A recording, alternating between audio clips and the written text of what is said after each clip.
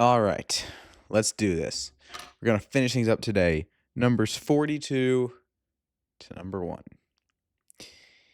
This one's gonna be probably my favorite video of these three that we filmed because, well, we just talk about some of the greatest movies of all time.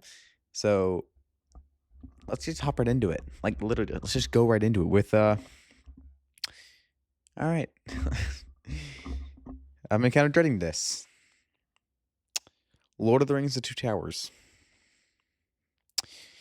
So I think the Lord of the Rings movies are excellent. Oh, by the way, we're starting at 8 out of 10s. I think they're excellent. I think they're really good movies. They're really well done. The actors are incredible. The score is amazing. The action is great. Everything about them is really good. But I am never, ever watching these again. They are too long. And the pacing is okay. I've seen worse pacing in a 3-hour movie.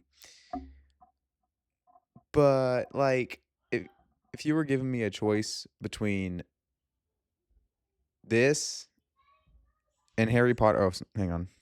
Anyway, I would much rather rewatch Harry Potter, like all 8 Harry Potters, because I just like those more. Like, I personally like Harry Potter more, which is kind of insane, because that was a series I've admitted about. I don't like the series. I'm never gonna finish it. It's not for me, but it was for me at the end of the day, and that's nice. The Two Towers is another great movie. Like, the movie itself is really good, but it's definitely the weakest one. This is no one's favorite, okay? Like, if it's your favorite, no, it's not. But I don't know.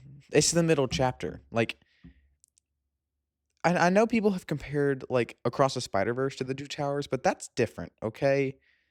Across the Spider-Verse is pretty much just its own separate thing from Into the Spider. Like sure, it is a sequel, but like this is a direct sequel. Like you're supposed to watch all 3 of these like back to back to back. You don't have to with the Spider-Verse movies, or at least the first 2, because I'm sure Beyond is going to take place right after Across, because that makes sense, right?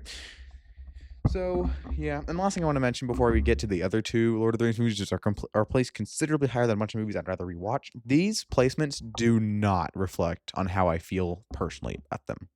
There's a movie that's Lord of the Rings that is placed really high on this list, but only because of the qualities I mentioned earlier, like the action and how it's made and the score is really good. These do not represent on how I feel about the movies. Because the way if you want me to rank them how I feel, they wouldn't go very high. But I'm being as generous as I can here. So, gosh darn it, I forgot my one rule for this series. I own it. Meet the Parents is so good. Like, I was honestly surprised. I honestly thought going in, like, yeah, I'm gonna have a good time with this. It's not gonna be anything too spectacular, but it's gonna be a good time. Like, it's not gonna invoke anything that's like I'm gonna think about this for generations. And I'm still not going to. But it was honestly way better than I expected it to be. Like, I just I think what this movie does right is Ben Stiller and Robert De Niro's relationship. When like by the end of the movie, it should be more like it should work better than it does in Meet the Fockers, but it doesn't really work that well. So this movie kind of like it sets it up well. Like it works. It works really well. Like everything in this movie just kind of works. Like maybe a couple complaints. I think it's maybe a little too long. I guess I keep closing Letterbox. I need to stop doing that. I'm trying to look at information. Sorry. Yeah, it's like a bit too long. Like it's 108 minutes, which isn't terribly long. I really like the Letterbox tagline. Actually, go check it out. Like there's so many memorable quotes in here. Like it's just like everyone is doing a great job here, and like Owen Wilson is in this. I was honestly surprised that there is more like gore in this movie than some other like actual R-rated things. Like it's honestly kind of like just not even R-rated, just like PG-13. Like war movies have less gore that I've seen than this movie. Hashtag volleyball scene. If you know, you know.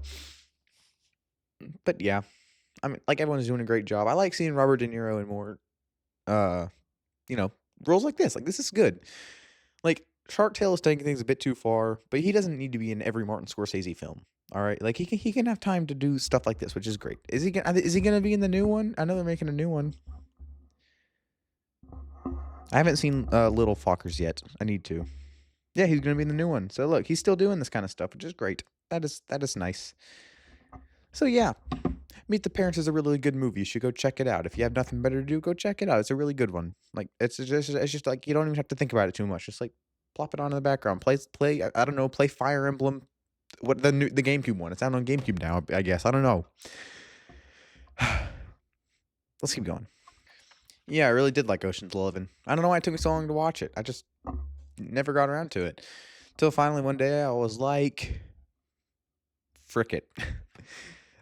This was the same day I went and saw The Grinch in theaters. When it came back to theaters, me and my friend went and saw it. And I had to do something beforehand because our showing was at like 2-ish? I don't know. So I had to find something to do.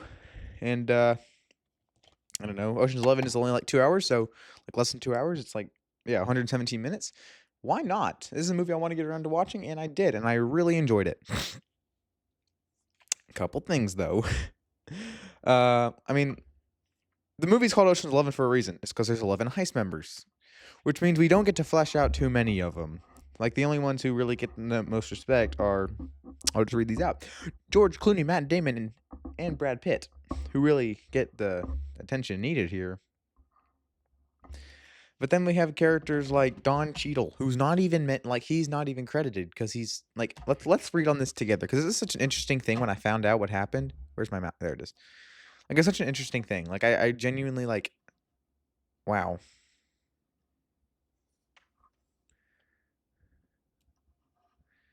Why is my background just white? This is weird. This is really weird.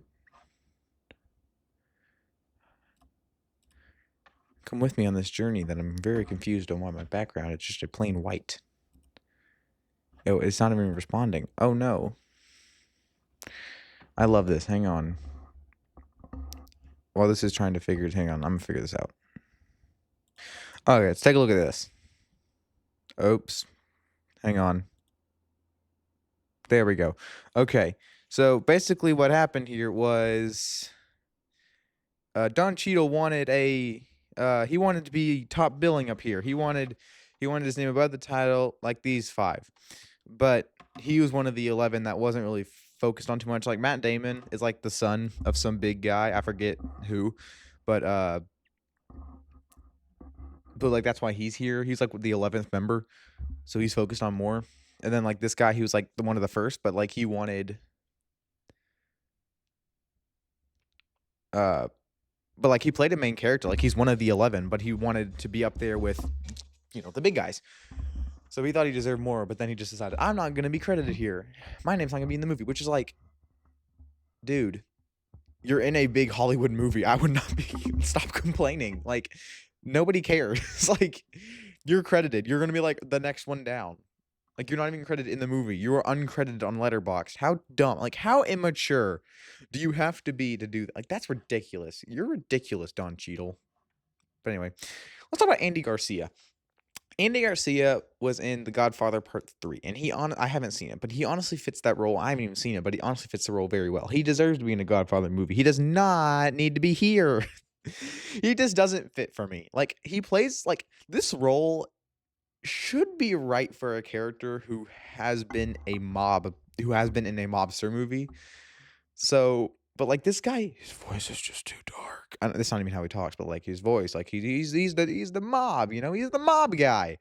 But he doesn't fit this heist movie very well. I don't know why, but that just kept throwing me up. Whenever he's on screen, I was like this doesn't sound right. I don't like it. I don't want to listen to this guy anymore.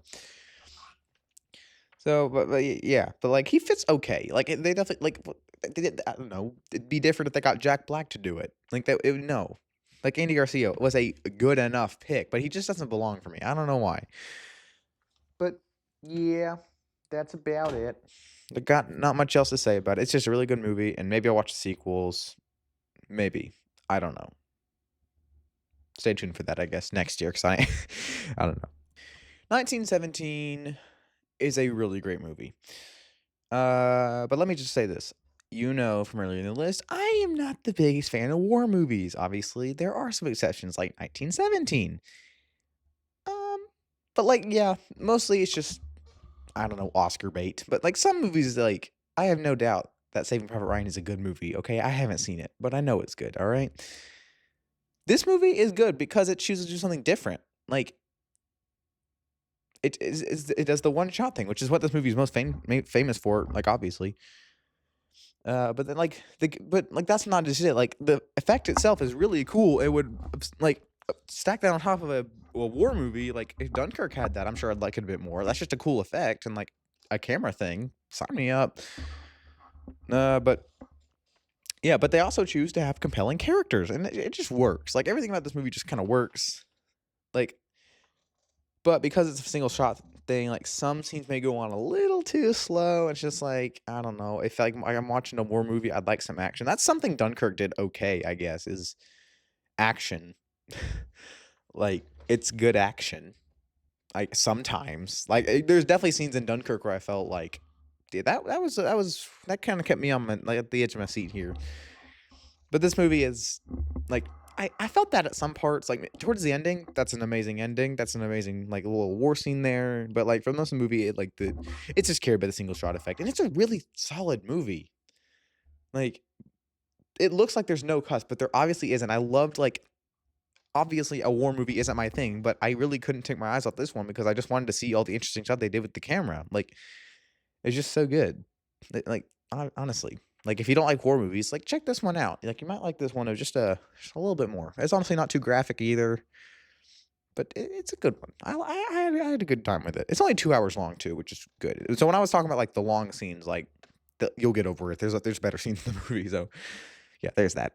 So you know how when I was talking about Notting Hill, I said like, yeah, this movie is good, but no, it's not one of the best of all time, especially, like, on that poster where I said, like, it's missing some of the best movies that I've ever seen in, like, the regard of some of the best ever, and then you got Notting Hill, which is a good movie, but it's definitely not like, "Whoa, everyone drop everything and don't include the I don't know, the highest rated movie ever, let's put Notting Hill on it."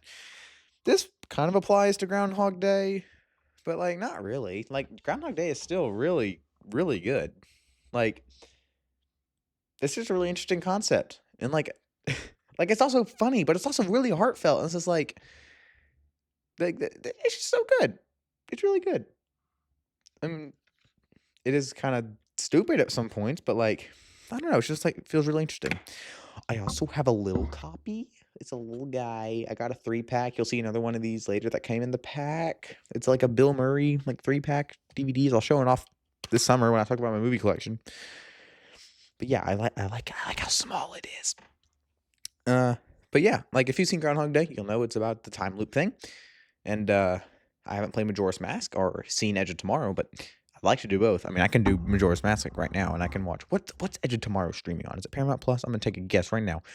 Paramount Plus.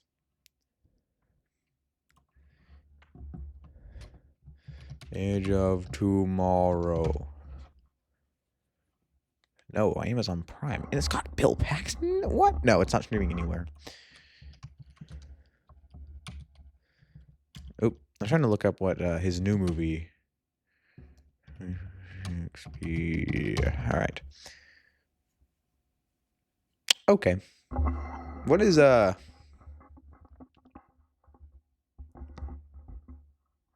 Okay, I didn't even know what I'm talking about. I wanted to look up what Digger was gonna be rated because it's gonna have like this guy's gonna talk about. It's gonna be a Tom Cruise movie. I want to see what it'd be rated, and then it's just like I don't know what you're talking about, but likely an RPG-13 or PG rated on the genre. Yeah, no crap, buddy. Like that's dumb. Anyway, Groundhog Day, really sweet, really good. Go check it out. I'm so glad I get to talk about this movie. This deserves to be on that list, like the 100 best, right? Like, does anyone hate this movie? Like, does anyone like look at this movie and think, "Yeah, I hate this. I don't ever want to watch it again." Well, me, I'm not overly in love with it. I don't think it's some 10 out of 10 masterpiece, but I really had a good time with it. Like, Like, again, my thought is like, yeah, if you like, I didn't hate it. I still really, really liked it. But let's say I don't think it's like a 10 out of 10. But does anyone who ever watched this, does anyone hate it? And if you do, what's wrong with you? Because this is amazing. Like, if you like Monty Python, this is just like a less chaotic Monty Python in a way, because it's still a comedy, but it also tells like a pretty straightforward story. And like it's so funny and it's so like emotional at points. And it's just like, how do you come up with this idea? And Rob Reiner, he did an amazing job. And that's why I'm so glad to talk about this, because rest in peace. That was horrible. So I'm glad I get to talk about at least one of his movies in this video. Hopefully I get to talk about more next year. I need to watch more of his movies now, but this was just really good. So yeah, it's really good. If you haven't seen it for some reason, watch it. Like, watch it now. My disc though, this disc I used stuttered out and I missed like the scene. Like, I don't know if you can see it there. I don't know if you can see any cracks on it. Oh, look, you can see my camera. That's what I used to film, guys. You can see the TV in the back. Can you see the Wii U? I don't think you can. I think you can. Oh, you can see the Wii U back there. Look at that, the Wii U. I don't know. I don't know if I showed you too much. But yes, The Princess Bride is really good. All right. Let's keep going. War of the Worlds is awful. For number one, the effects are terrible, and Ice Cube does a terrible job at. Oh, yeah, of course. War of the Worlds 20. Dang it. War of the Worlds 2005 is incredible. Like, it's honestly a really good movie, and of course, I only watched it because Ice Cube.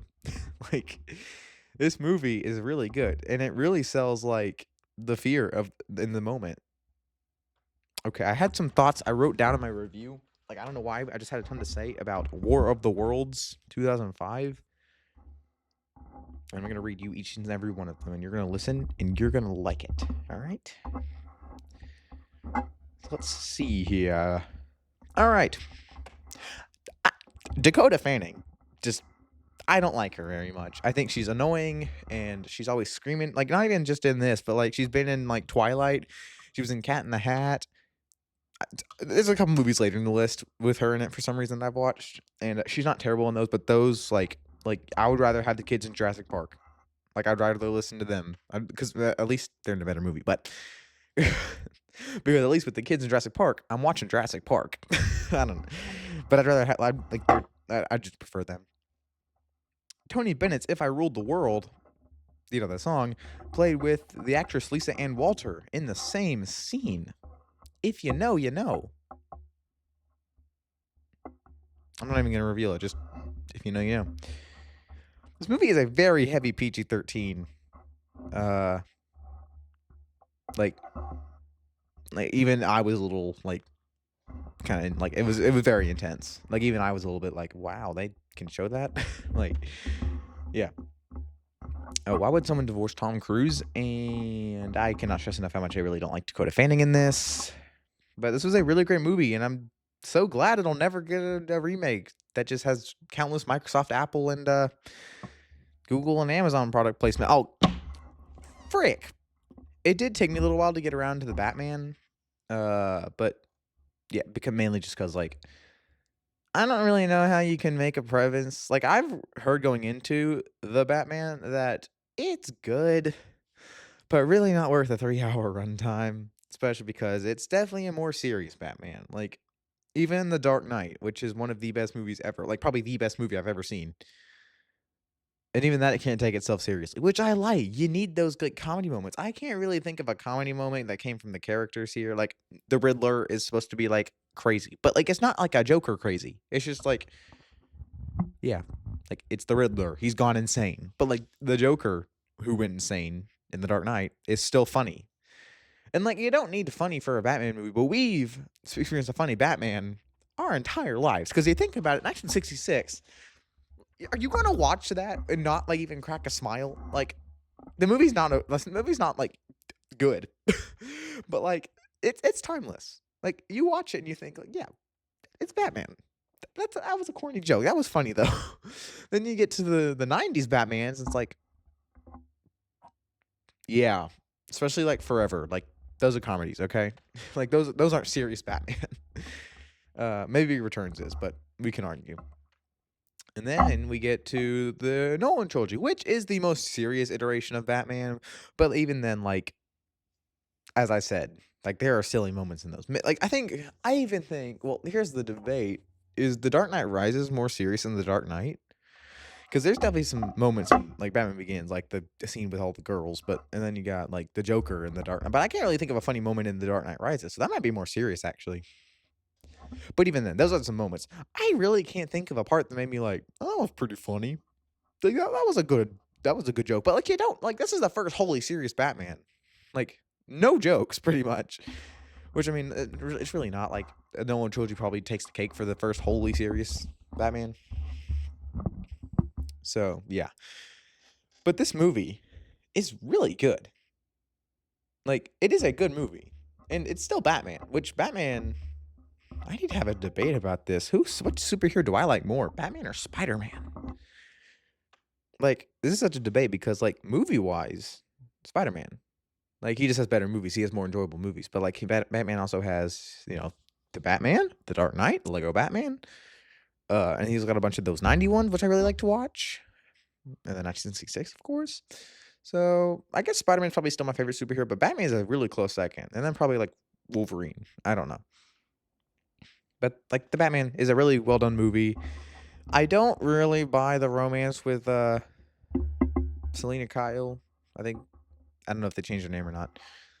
Uh but like it's really good. It may be a little too long, maybe the pacing stutters a bit, but it's still a really, really good Batman movie. And maybe I should rank all the live action ones.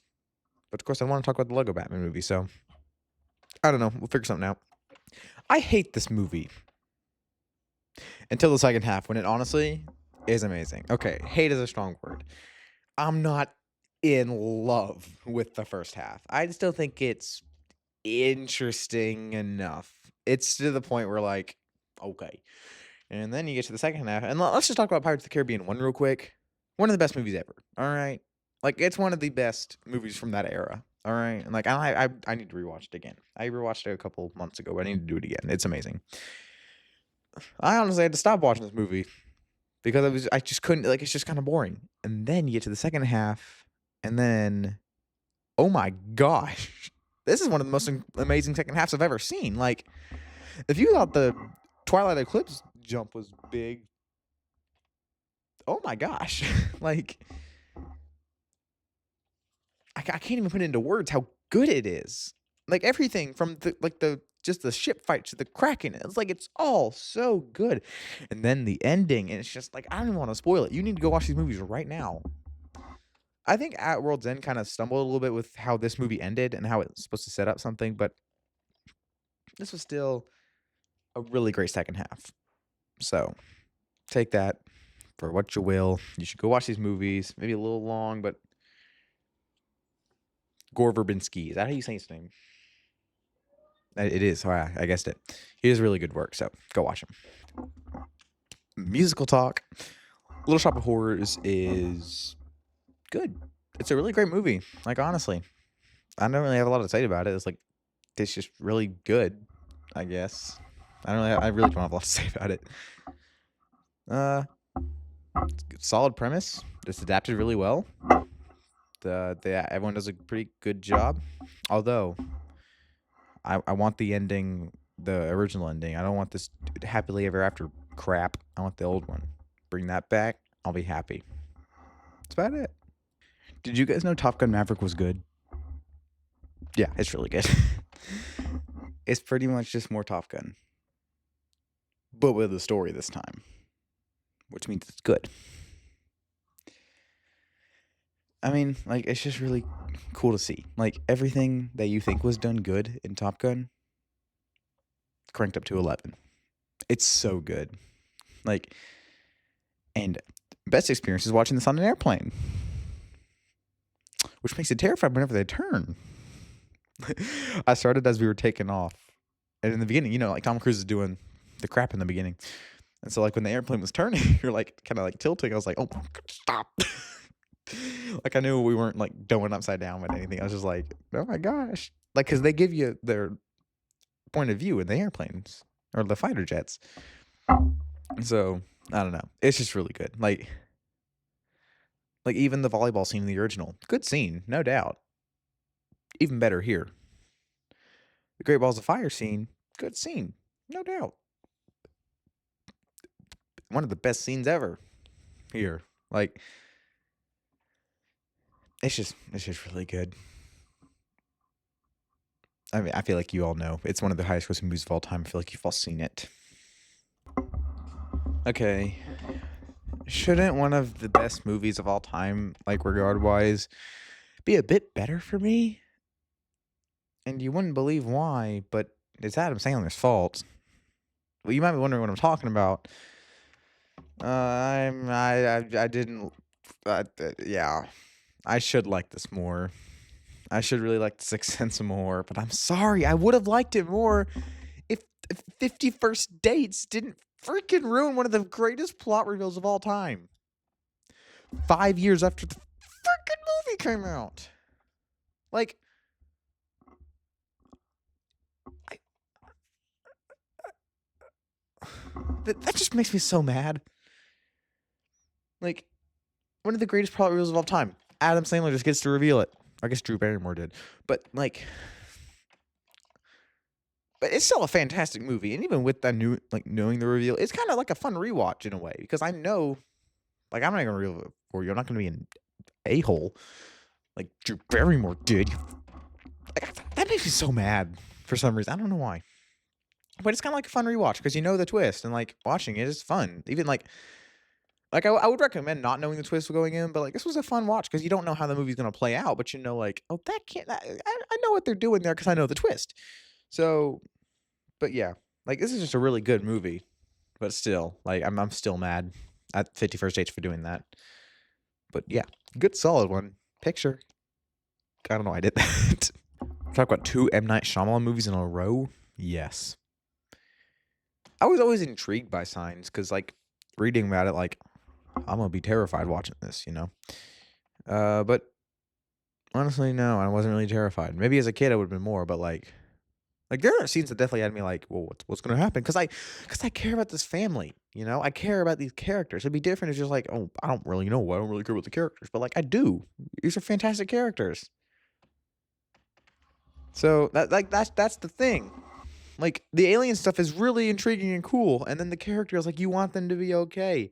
I'm not in love with the son here. I don't really like his character. He's kind of annoying. He's kind of a know-it-all. Don't really like him. But, like, everyone else is so good here.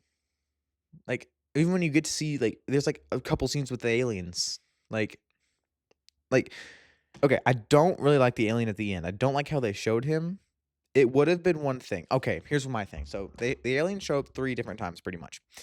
Once on the TV with the Joker watching it, and that was a cool scene. That would've been really cool. And then the only other alien scene you needed to do was the pantry scene. Like, just have the hand. That's all you had to do. Also, I didn't talk about this in World of the Worlds.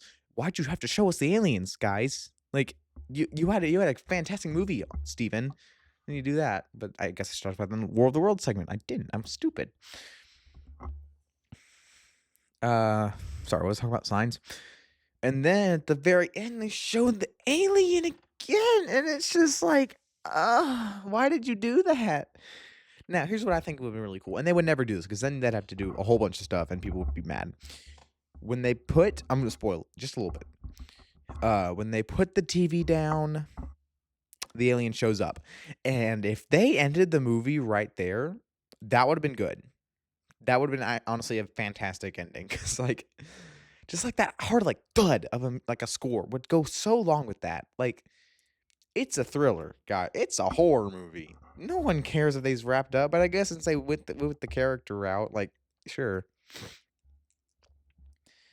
So, like that I don't know. If they just ended it there, or if they just didn't show the alien after the TV, like, if they just had the alien there, maybe the alien, like, disappeared, I don't know. But then you showed the alien, it's just like, I liked it better because you set up the whole movie not showing the aliens, and now you just do that. It's just like, you the whole point of this movie is that you're scared of what you don't see, and then, like, they show you what you can't like, and then they show you what they've been hyping up the whole time, and it's just like, well, that's not good then. Because I wanted that movie to end the way the movie was playing out, where they didn't show the aliens, and that would have been perfect, but they didn't do that. But the movie is still really good, and I love the characters, and before the ending, like, I still thought the ending was pretty good, but, like, if they just didn't show the alien after the TV, like, that would have been fine, but they just completely did, so, yeah, there's that. You know what's sad? Spaceballs is better than some actual Star Wars movies, and, like, a lot better. Like, I don't think it holds a candle to the original trilogy. I just said it can't over a match. I really don't know. I just talk out of my does anyone realize I just talk in my butt sometimes and you guys just listen? That's weird. But this movie is so funny and so creative, but also not at the same time, which makes it all the more funny. Like, how do you even come up with this stuff? Like, I can't even like, you need to go watch this movie because, like, if you don't like Star Wars, you'll love this movie. If you like Star Wars, you'll love this movie. Because if you don't like it, well, it's making fun of your least favorite movie franchise. If you like it, well, it's hilarious. Like, you'll love it. Everyone will love it. Like, maybe it's a little stupid, but, like, it's very subjective comedy. Like, it's very dry humor. Like, if you like The Office, you'll like this movie. Which I love The Office, my favorite TV show ever. So of course I love this movie. It's like it came out in the '80s, so no one really cares how it acts. Like nowadays, like Spaceballs 2. Is it gonna be more of the same? Like, we're kinda getting back to the original comedy thing with, like, the Naked Gun reboot, but, like, is Spaceballs 2 gonna be more of the same Spaceballs, which is what I want, or is it gonna have a much bigger story? Because I don't want a story. I just want more Spaceballs, and I want Mel Brooks to still direct it because he's amazing. Is Mel Brooks even directing this one, or is he just gonna be, like, kind of in charge of it? No, he's not even directing it. The director of Stray You're trusting the director of Strays to do this? And Barb and Star go to Vista Del Mar? No. Like, what? No. This is dumb. Okay, this actually has pretty good reviews. Okay, maybe it will be good.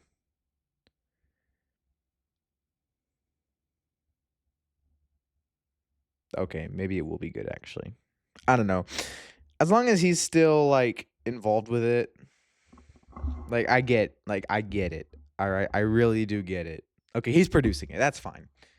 He's also like original writer, but like yeah, he's producing it. That's fine. So, I guess that's okay. Like he's good. He's fine. So, but like I get he's old, but like I'd really just love like one final like this is kind of dark to say, but I'd really like one final directorial movie from Mel Brooks to be the sequel to one of his most like funny films out there. I haven't seen a lot of Mel Brooks movies, but like that'd be really cool if that was his final movie at 100 years old. Be really something. That'd be something special. But I don't know. The movie comes out in 2027. We'll see. I don't know. I'm excited for Spaceballs 2. I'll be there seeing it. But right now, Spaceballs 1, fantastic. Ferris Bueller's Day Off is one of the most enjoyable movies I have watched in quite some time. Like, you don't need an excuse to rewatch Ferris Bueller. You just do it. Like, that's just it. Like, maybe it's a bit too heavy, I guess, in some points. Like, it's like, do we need to be doing this? Like, why is the principal doing all of this? Like, that's too much. I don't really like what he's doing there. Like, that's just weird. So a lot of that stuff is weird. But like, Ferris and his friends are cool. I like them. I like Cameron. Sloane's fine. I like when he's doing the shaking up baby like, on the parade. Oh my gosh, parade float. Someone clip that and then send it to someone I know, please. Oh my gosh, that was bad. Anyway, Ferris Bueller's Day Off is amazing. Everything's just amazing about it. It's so much fun. The Terminal is good. The Terminal is good. Like, honestly, I'm honestly shocked on how good it was. Like, it's so sweet and such an interesting concept for a movie. Like, this guy who wants to go to America can't leave the airport because of a loophole, but he can't return home because of war conflict. So he's stuck, and that's so good. It's such a good premise, and they execute it almost perfectly. I think for this kind of story, it's a bit too long. There's some scenes that's like, oh, we don't really need to be doing that. But for Catherine Zeta-Jones to be getting like the second billing here, like she only appears for like the ending. Like she's not in it too much. Like movie's definitely Tom Hanks. Like it's a really like I don't even know what else to say. Like Steven Spielberg doesn't like people hate this movie for some reason. People like this is not what Steven Spielberg is supposed to do, but like it's honestly really good. Like Tom Hanks is doing an incredible voice. Like he's an incredible actor. This is an incredible movie of his. It like geez, man. Like John Williams has a score, and I like the score in here. Like it's so good. Like and like I don't know. This is my like this is the top of 8 out of 10s here, so I really do like it. Like it's one of the best Steven Spielberg, obviously. Like I think I have it in like my top 5. I think I have a list. Let's see here. Yeah, it's in my top 5 Steven Spielberg. So that's kind of cool. But that right there is the ending of the 8 out of 10s, which means number 26 to number 1 are all 9 out of 10s and above, which means these are some masterclass in filmmaking. So let's get to them. Mission Impossible: The Dead Reckoning is really, really good. Like it honestly, like it's one of the longer Mission Impossibles, but it honestly is paced not terribly. It falters in some places, but it's just really good. I really like Haley Atwell's character in this. Like it just kind of feels like a Rebecca Ferguson, like a similar character vibe, but like probably done better, honestly. And one of my favorite scenes in the movie isn't an action scene. It's where Tom Cruise and Rebecca Ferguson are just having a night in the town. And it's honestly just really sweet to see because it feels like a really calm before the storm. It honestly adds like some of that Dark Knight thing where you never feel safe watching The Dark Knight, but you never really feel like this isn't like that calm scene. It's just like, okay, what's going to happen? Because we can't be having calm time for too long because the movie is honestly a really good movie and it sets up the Final Reckoning really well. Like, I honestly like how the movie ends. Like, if the world were to blow up or if movies just died, The Dead Reckoning is honestly like, obviously there's more places to go because he did set up this part 1 of 2, but like, I like how it just doesn't end with like a to be continued with like Ethan Hunt like hanging off the side of a cliff where he can't get back up. Like, it ends in a spot where like, okay, I can wait another 2 years for a movie. Like, Across the Spider-Verse is not that. Like, we expected the movie to come out in less than a year. We expected the third one to come out in less than a year, and we're still like, it's almost been 3 years, and we still haven't gotten it, which is insane, which makes me really mad. That movie was left on the intention of, yeah, you guys can go see the movie in March of 2024, right? It didn't happen that way. So, yeah, that was clearly a cliffhanger that everyone needs to see the end of. This one's like, all right, well, I can wait a couple years. It's just a really well done action movie. The action is still incredible. The acting is still really good. It's incredible. It's amazing. But there's still some Mission Impossible movies we still need to talk about. I don't know. We'll get to them. My Neighbor Totoro was my first ever Ghibli movie, and we started off strong here. I only watched it because it's on my poster, and it's the only Ghibli movie on my poster. And I wanted to watch it, and it's only like 90 minutes long, and it was really good. I really liked it.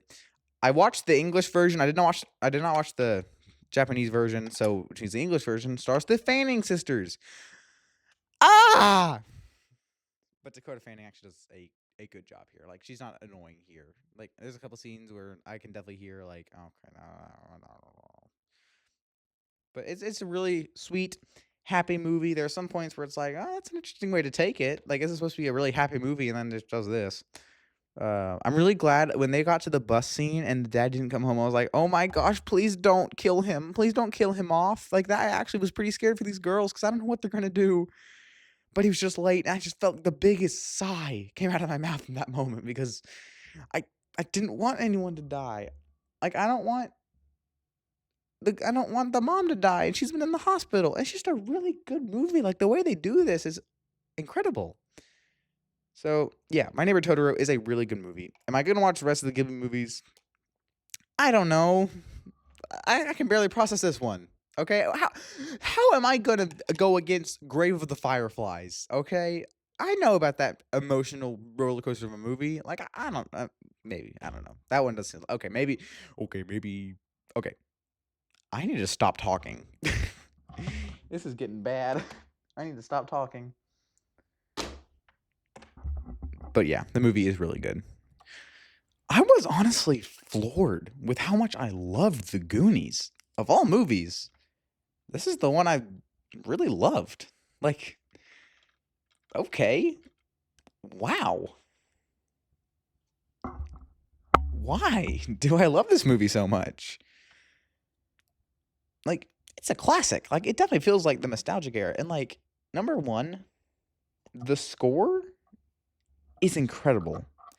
You definitely hear the whimsical nature of the score with, like, these kids just exploring this underground area. And, like, I have a pop tube. I could hear the peaking that just went on there. Just like the whimsical nature and like the characters are so good. Like everyone, like I love Data so much. I love Keihu Kwan and anything. Like this came out a year after Temple of Doom, and I love him. I love him so much. It's just like I don't know. It's so good, and like nobody knows about this movie. Like it's got 1 million views on Letterboxd, but like, does anyone care anymore? Unless you were born around this time when this came out, like, do you really care about the Goonies? I shouldn't care about the Goonies, but I do, and I love it.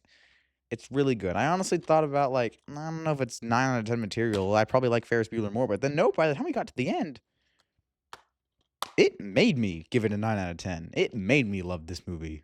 So there's that. That was really something special there. Another small case. This time it's Ghostbusters. Yay! I love Ghostbusters. I love Ghostbusters so much.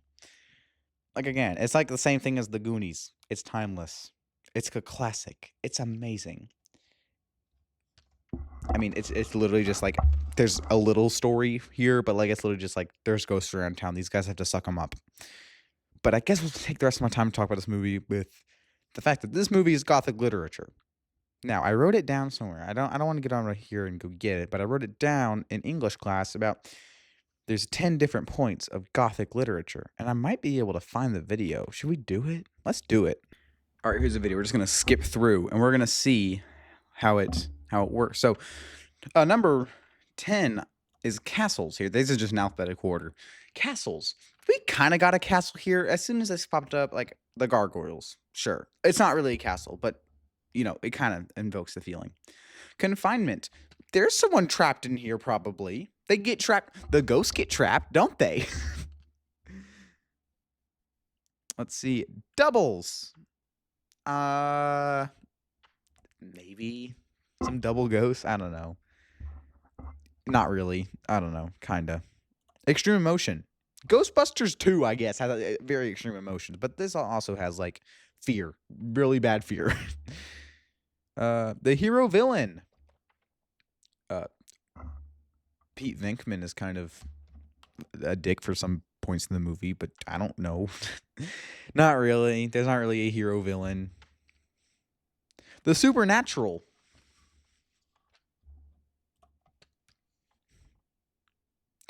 The movie's called Ghostbusters. Poor weather. Yeah, I think so. Wild nature. The movie's called Ghostbusters. Women in distress. Sigourney Weaver. Violence. Yeah. Got yep, that's about it. So, I don't know, it's not really Gothic literature, but when we were talking about it, I immediately my mind went to Ghostbusters and all these, like, a lot of these accounts. So, now you know, Ghostbusters is Gothic literature. Buster makes me feel good. Awesome theme song too. Okay, if you give me a choice to rewatch any of the Lord of the Rings movies, it'd definitely be Fellowship of the Ring. It just feels like the most personal and the most enjoyable for me. This is probably my favorite Lord of the Rings movie, but the best one is coming up later. Uh, I don't know. It's Lord of the Rings. If you care enough about Lord of the Rings, you've definitely seen this movie multiple times, and you've seen it more than I have. I guess my one complaint really is, I mean, the length, but also my disc had a scratch on it, and when I was trying to watch it, it got scratched. Like it wouldn't play the rest of the movie, so I had to watch it on Amazon Prime, which is a shame because if I want to watch a movie I don't really care about, I'd rather do it on a disc because that's funny. Ha ha, I'm old. So there's that. But no, I had to willingly open an app to finish the movie. I had like 40 minutes left in it. I don't care enough to watch 40 minutes of a movie on Amazon Prime. So there you go. There's my complaints. The best Dakota Fanning role is Coraline. Yay! Coraline is so freaking good. Like it's honestly like a really solid movie. Like I think a little bit of it's like maybe an 8 out of 10, but just how they made it and how long it is. Like it's like over 100 minutes long, I think. But like how they made it, yeah, it's 100 minutes long. Like how they made it, it's all stop motion. And it's so well done and it looks so good. This is honestly one of my favorite animated movies just because of how it looks. This movie is really solid. I understand why people obsess about it. Like it's just so good. And it's like children's horror, which I wasn't really like if I was a kid, I maybe a little freaked out about it, but I wasn't really that freaked out about it. Like that still would be terrifying, but it's okay. I don't really care that much about like I don't really care about much about the horror aspect here. Like it's just a really good, solid, fun movie. Go watch it. I mean, I'm sure you already have if you an animation excessive. Like I'm sure you all watched it growing up. I didn't, but I watched it around like the September season, so it was kind of spooky. I don't think I watched it in October because I think it was on Tubi, and I wanted to watch it. Let's see, when did I watch it? September 16th. Yeah, but it's okay. They released Beetlejuice in early September, so I can do whatever I want. I can watch it now. The best Harry Potter movie is The Deathly Hallows Part 2. And the only reason it is because we definitely needed. Hang on.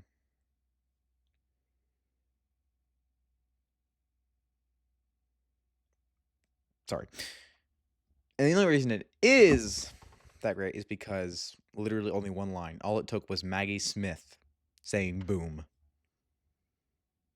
That literally solidified this is the best Harry Potter movie. It was like I rewinded that scene like at least 3 times to rewatch that scene because oh my gosh.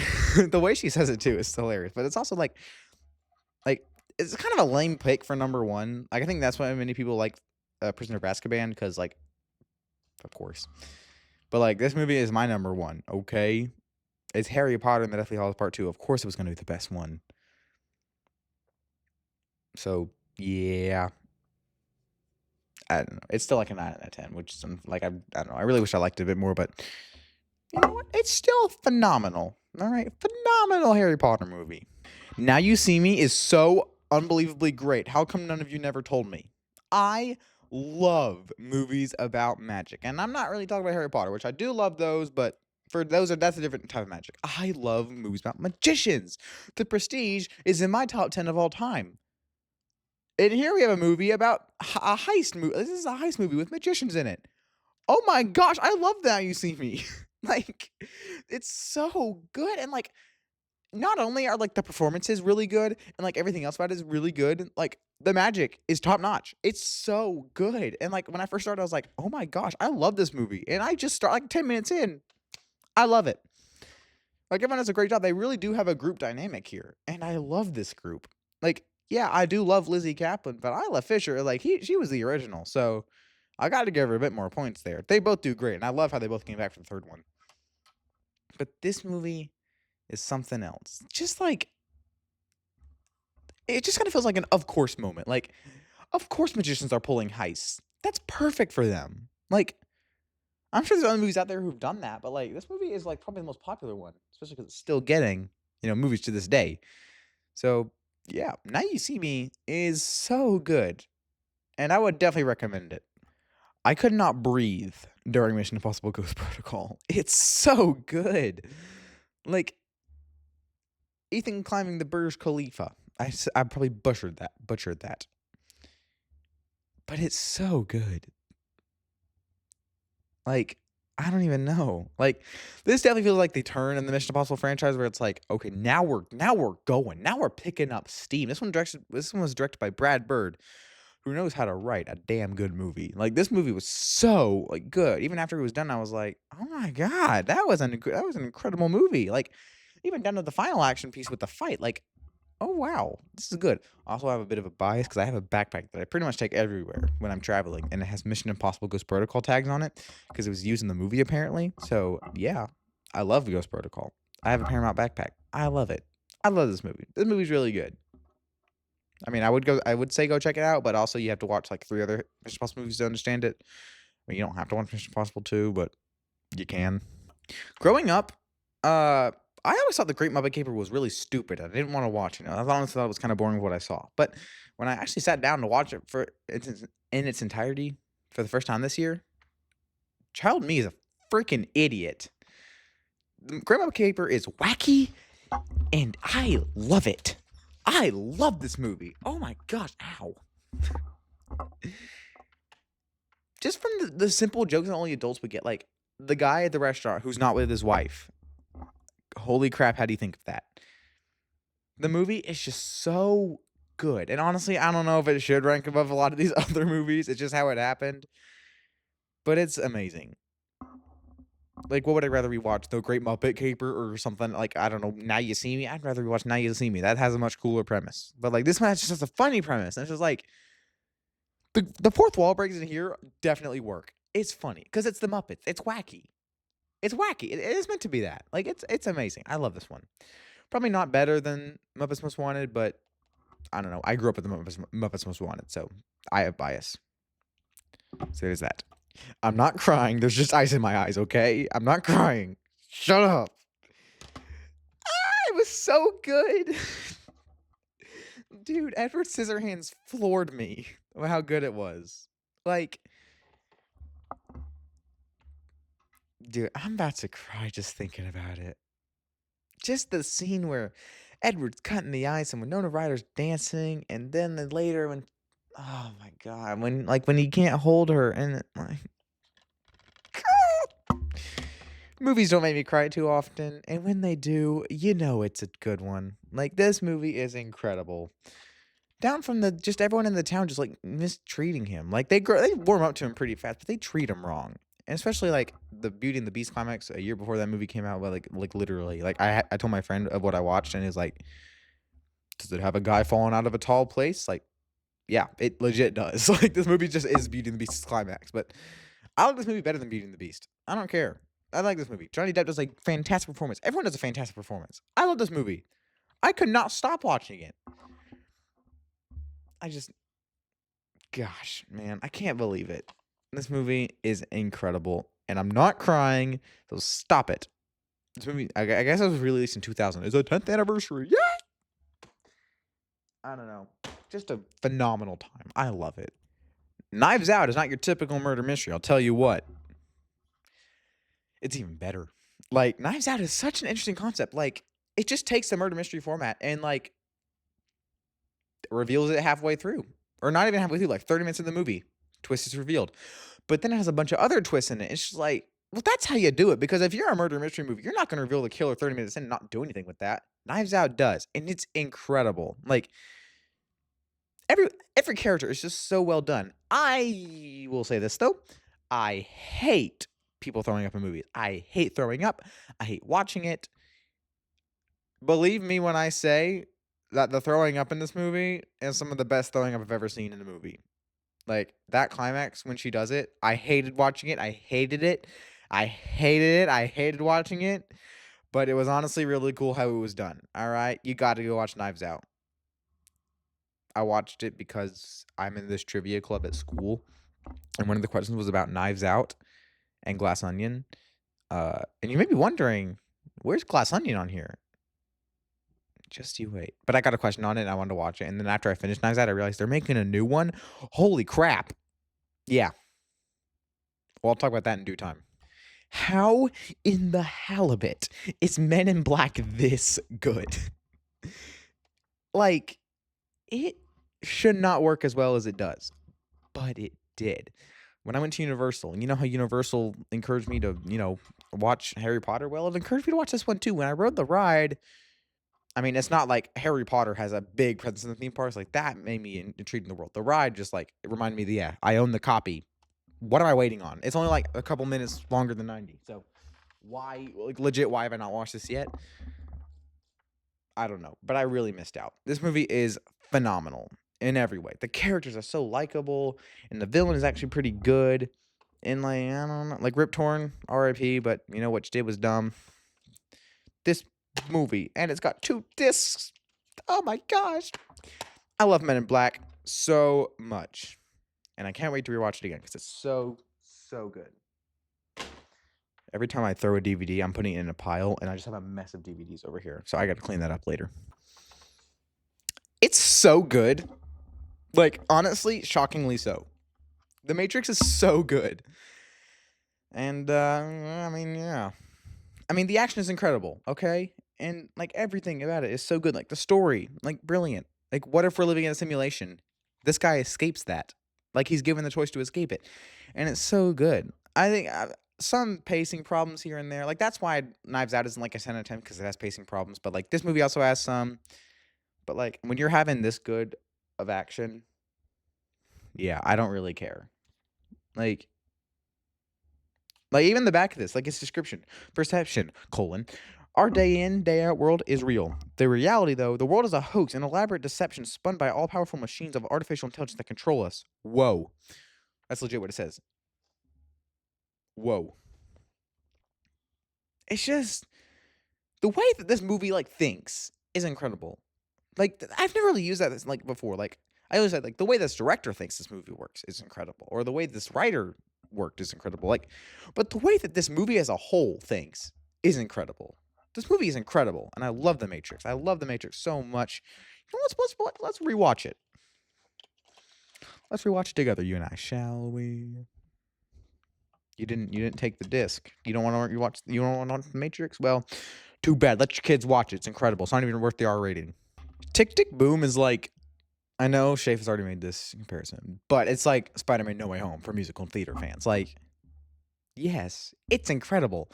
The songs are mostly good. There are a couple that kind of fall flat. And I mean, the pacing is actually pretty good here, but like a lot of these problems I have is pretty much what I have wrong with the original musical. But everything here is so good. Like Andrew Garfield is one of my favorite singers in movies ever. Like he's up there with Hugh Jackman. It's incredible. Like it's only like 2 hours long. Go watch it. It's directed by Lin-Manuel Miranda, the only movie to do so. Like he's usually just a writer and like a songwriter. But here, no, he can prove he can direct. And he did a really good job directing too. So yeah, Tick Tick Boom is incredible. Along with this next movie, which I guess is kind of in a similar vein to it. La La Land is good. Are you surprised? Are you genuinely surprised that I like La La Land? Like everyone likes La La Land. Like this is out there with The Princess Bride. Does anyone hate this movie? Like if you hate musicals, I get it. But if you like musicals, do you hate La La Land? Like really? Do you hate it? Crap, man. I love La La Land. It was so good. These 2 characters. Like, how can you say this is bad when you have 2 of the most likable actors in all of Hollywood? Like they're together in this movie. Like, come on. These are 2 of the greatest actors ever. In my opinion. Like, I don't have anything wrong with these 2 actors. Like, there's nothing wrong with them. They're so good. Like, just the way these characters, like, the goals are clearly set in stone. And you can see it here. I love La La Land. And I love, like, the ending is kind of iffy. But, like, when you get down to it, is a really amazing ending. But, yeah, you know why La La Land is so good, guys. You know why it's so good. Are you telling me The Wild Robot is one of the greatest movies, animated movies ever? Yeah, it is. Okay. I mean, what else do I have to say about it? Like, what else is there to say that I haven't said already? The movie is phenomenal. Like, in every way. One of the greatest animated movies out there. Like, that ending, like, but you can call me, like, whatever, like, what'd she say? Like, "You can call me mom?" Like, oh my gosh! Yeah. This is one of DreamWorks' greatest outings. There's no doubt about that. It's amazing. Alright? Like, you know why it's amazing. I already talked about it before, so go check it out. It's amazing. Go check out that video, and then go watch the movie if you haven't already, or watch the movie first, then go check out my 2024 ranking, so go do that. I really wanted to give It's a Wonderful Life a 10 out of 10, but I just couldn't for some reason. Guys, I watched this in school on my phone. I almost cried during school because it's so good. Like, just thinking about the scene with the little girl going, "Every time a bell," I can't do it. It's just too long, and I hate saying that because I don't like long movies, and that shouldn't be a way to detract. Some of my favorite movies of all time are really long, and that's fine. This movie, just like, okay, I knew going in what the premise was. A guy wishes he was never born. And I knew that we were gonna build up on that subject, like he hates his life. But honestly, no. It just takes too long. The last 20 minutes of the movie is dedicated to that plot line. If you did it more like a Christmas Carol thing where it was like you showed his terrible life in like the scene, like yeah, you make his life terrible from the start. Like, he has some really good moments in his life, but then he finally gets down to it. It's like the last 40 minutes of the movie. Then it starts to get like hell. It's like if more of the movie was dedicated on it, like the first half feels like a completely different movie because it actually is a good life. Like he actually is having a good life. The movie is really good. Like that first half is really good and would make its own movie if you just want to make a movie about a good person. But then it just starts going downhill and it's like, oh my gosh. This may sound like a complaint, but like I really wanted to give it a 10 out of 10. And I really wish I could. But maybe in the coming years I'll appreciate it more. Like maybe think, oh, you're just too young to watch this one. Wait until you see my favorite movie of this. Like, wait till you see number 1 and number 2 for that matter. Okay, so shut up. That was the end of the 9 out of 10s. As you can see, it's really close. That's probably the closest a 9 out of 10 has ever been to a 10 out of 10. I love It's a Wonderful Life.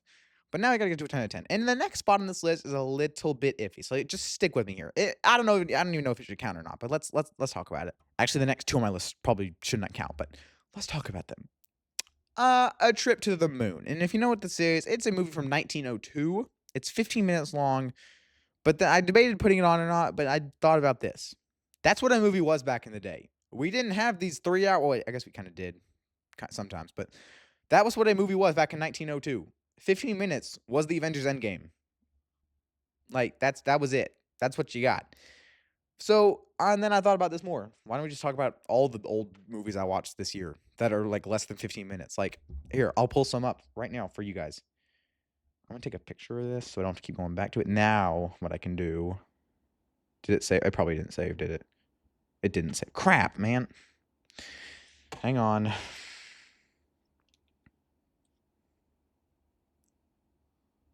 Okay. So let's go here, go to my films, sort by earliest first. All right. The Magic Rosette. It is like a 10-second clip of a kaleidoscope. Sally Gardner at a gallop. If you've seen any old thing that references an old movie, it's probably a girl on a horse. That's it. Then you got Round Hay Garden scene. It's a person walking. And then you have La Menor du Diable. What the frick was this one? What did I watch? What did I watch that I give a 9 out of 10 to? It's directed by the same guy who did Trip to the Moon. And then we have The Astronomer's Dream. It's got a creepy look at that. That's creepy. It's basically a trip to the moon, but worse. And then we have The Man with the Rubber Head. It's like the Prestige, I guess. I don't know. And then after Trip to the Moon, we have The Infernal Cauldron, which has some of the most insane effects. This came out a year after A Trip to the Moon. So I just want to talk about like some of that old stuff that I watched this year. So that's important cinema. That's important, okay? It counts for the list. Maybe not next year, since I kind of already watched all the stuff I wanted to, but this year I think it should count. And we needed to pay respect to these movies. Now, the next movie, I wasn't sure if it should count or not, I'm not even going to cut, is Friends the Reunion. It's a documentary about Friends, and I love Friends. I love the TV show. It's one of my favorite shows of all time. But I don't know if it should count or not. It is technically a movie. It is technically on Letterboxd. It is technically like 100 minutes long. It's a good documentary. That's all I really have to say. If you don't want to count it, don't count it. But okay, the rest of the 6 are these count. If they don't, what the hell is wrong with you? I cannot in good faith put this any higher, but Return of the King is honestly a masterpiece. I'm never rewatching it. It's got some problems personally for me, but honestly, I cannot rank this any lower than a 10 out of 10 because it is so incredible how it's made. The score, the acting, everything is incredible, okay? It just doesn't ever freaking end. But the pacing is honestly really good. Like, honestly, there's a couple scenes where it's a little slow, but I've seen some worse pacing than in this 200-minute movie. The movie is really good, okay? I just can't rank it any higher because I don't care about Lord of the Rings. So everything else in this list, I do care about and I love. So let's get to those. I just, like, if you like Lord of the Rings, you know what, this movie is so good. Jeez, man. I like Glass Onion more than Knives Out. I'm not afraid to say it. I had a better time with this one. I laughed way harder than I did in the first one. Like, this contains a scene. There's a scene in this movie, I have never laughed harder watching a movie than watching that scene. And I watch movies with friends where I die laughing. I have not laughed harder watching a movie with someone than by myself watching Glass Onion. This is another, like, it's a different take on a murder mystery. It's not the same take as Knives Out, but it's different, which is I still really like. The characters are all good. It has Leslie Odom Jr. in it. Hell yeah. Like, yeah. Glass Onion is really good. I'm just trying to wrap this up because I don't want to waste more of your time. Like, we're already an hour in, like over an hour in. This video does not be as long as Return of the King. So yeah, go watch Knives Out and Glass Onion. Like, Knives Out is still amazing. Okay, I'm not like detracting any value from it by saying Glass Onion is better. But yeah, when I tell you I was floored by the Goonies, you better believe that I was taken to the ground by 10 Things I Hate About You. And I was not expecting that. Because when I started the movie, I was like, oh, I'm just going to watch a normal rom-com because I like those. I thought I was sitting there for 15 minutes by the time the 40-minute mark hit. It's unbelievably paced well. Like, and like the characters are so good. And Heath Ledger's an amazing actor. And we all knew that. And like everyone else is doing an amazing job. Like, it's only, like, it's incredible. The pacing is incredible. Like I can't even, like, geez, man. Like, how do you do that? I might honestly rewatch it sometime and make like a full video on it. Because like, how did you do that? Like, how did you make a movie so good? It didn't make me cry or anything, but I definitely did feel a strong emotion when she was reading the poem. Like, it's just they have such good chemistry, and it's so good. That was number 4. So top 3. Let's do this. I hate to be the top 3 guy, but I have talked about this movie before, and you'll probably all know why it's so great. But Mission Impossible Fallout is an unbelievable piece of cinema. I know people don't really see it as some of the greatest movies of all time, but like, absolute cinema. It's so good. Like, every action piece is amazing. Every actor is amazing. This is the only Mission Impossible movie that have an F-bomb in it. Of course I'm gonna like. Maybe Final Reckoning does. I don't know. I haven't rewatched it since. It's so good, and you definitely need to watch the entire series just to see Fallout. Again, I already talked about this movie in the Mission Impossible ranking. So if you want to hear more of my thoughts on those movies, go find the video. Or if you just want my basic thoughts, I have a list ranking all of them on my Letterboxd. That's linked in the description. Go check that out. Now, to the 2 movies I have never talked about before. Maybe I have a little bit, but we're actually going to talk about them. Number 2, here we go.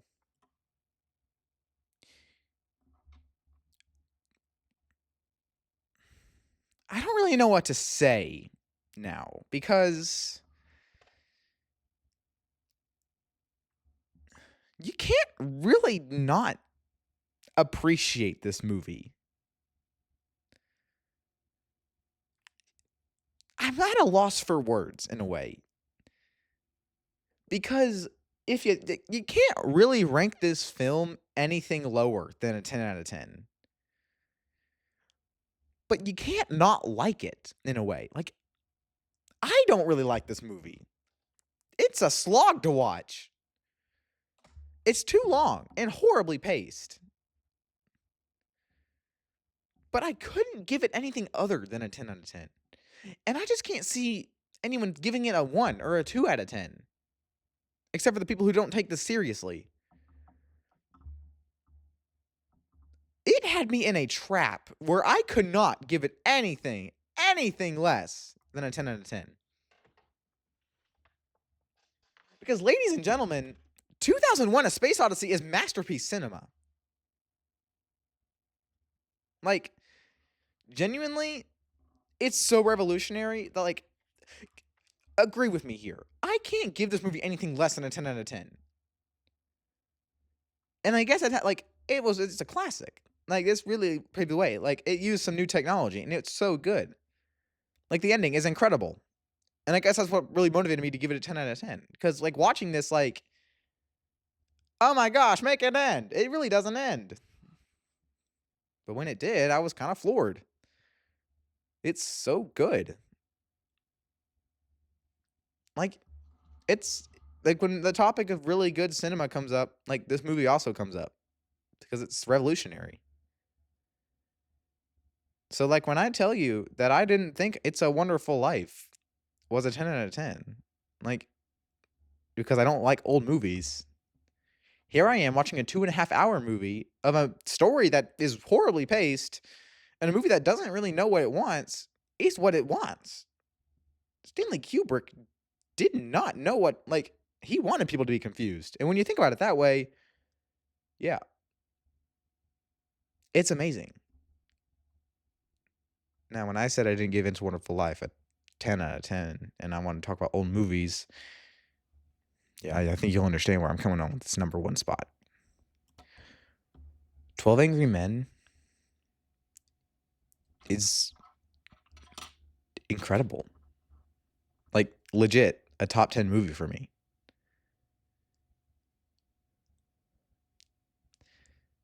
But how? How is it so good? The movie is quite literally 12 men sitting in a room trying to decide a boy's fate. They don't really leave the room. It's 11 versus 1 for most of the movie, and then finally, at the very end, they all admit to it. And one of the greatest movie scenes I have ever seen. When the guy keeps yelling, how does he know that? I had no words.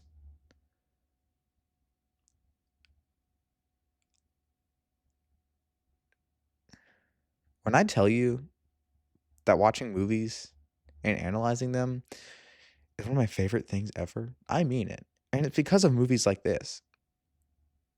I have the pleasure of talking about movies like Twilight and other movies at the bottom of this list. And then it's all worth it just to talk about movies like these. A masterpiece in every sense of the way. And I watched it on Tubi. You owe your brain a favor by watching this movie. 12 Angry Men is amazing. I don't think it'll ever not be amazing. One of the highest rated films of all time. It deserves it. Masterpiece. Absolute cinema. And there you go. 127 movies. Done. Thank you guys so much for watching. I'll see you next year when we do the same thing with hopefully more movies. Yay. I'm not gonna lie to you guys. I did not have the most fun doing this, but you know what? Talking about movies is what I do, and once I started it, I couldn't end it. So there you go. Thank you so much for watching. See you next time.